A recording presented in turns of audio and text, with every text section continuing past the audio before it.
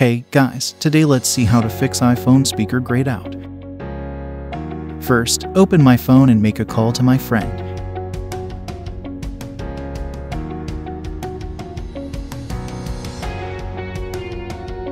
See, the speaker grayed out during call. After waiting some time and trying a few times, it still doesn't work.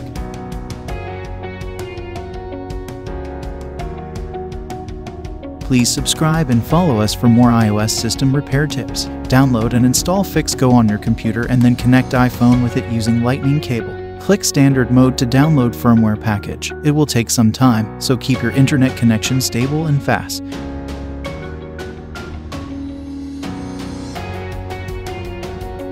After seconds of verifying process, FixGo starts to fix iPhone speaker grayed out during call.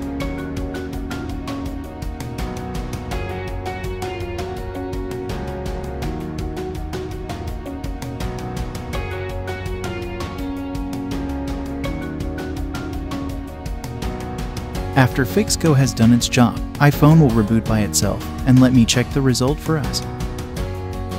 Bravo, we made it! iPhone speaker grayed out fixed. Please subscribe and give us a like. Thanks for watching.